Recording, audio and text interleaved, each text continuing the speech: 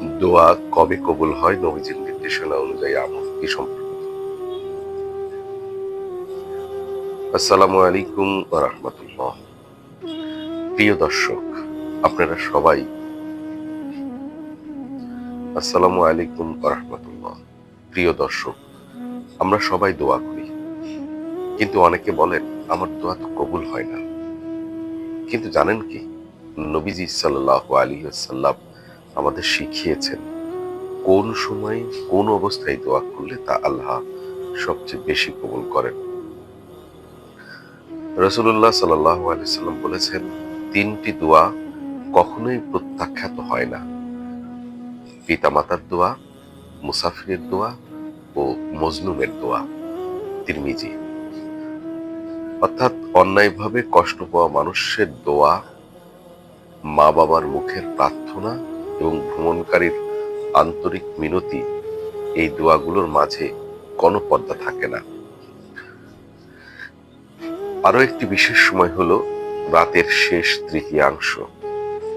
নবীজি সাল্লাল্লাহু আলাইহি ওয়াসাল্লাম বলেছেন, রাতের শেষ অংশে আল্লাহ আসমানের সর্বনিম্ন স্তরে অবতীর্ণ হন এবং বলেন, কে আছো? আমার কাছে কিছু চাওয়ার, আমি তা দেব। সহিহ বুখারী।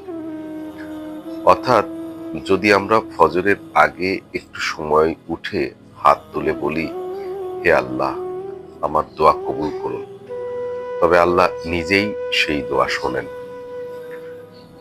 আরেকটি দোয়া কবুলের সময় হলো সাজদার ভিতরে। রাসূলুল্লাহ সাল্লাল্লাহু আলাইহি ওয়াসাল্লাম বলেছেন, মানুষ সবচেয়ে বেশি তার রবের নিকটে থাকে যখন সে সাজদায় থাকে, তাই সে সময় বেশি দোয়া করো। সহিহ বুখারী।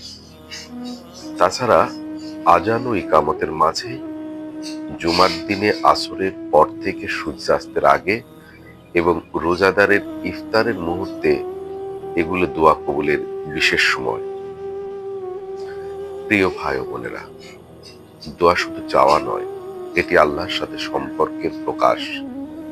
দোয়া কবুলের জন্য শুধু মুখে নয়, হৃদয়ও সক্রিয় হতে হয়। নবীজি সাল্লাল্লাহু আলাইহি ওয়াসাল্লাম বলেছেন, তোমরা দোয়া করেও বিশ্বাস নিয়ে, আর মনে রেখো, আল্লাহ এমন হৃদয়ের দোয়া কবুল করেন না যা গাফেল ও উদাস। তিরমিজি। তাহলে আসুন, রাতের নিস্তব্ধতায়, সেজদার মাঝে আর প্রতিদিন জীবনের আন্তরিক হৃদয়ে দোয়া করি, হে আল্লাহ, আমাদের ধৈর্য নিয়ে দাঁড়াই। যে আল্লাহর দরজায় ধৈর্য নিয়ে দাঁড়ায়, সে কখনো ব্যর্থ হয় না। আসসালামু আলাইকুম ওয়া রাহমাতুল্লাহ।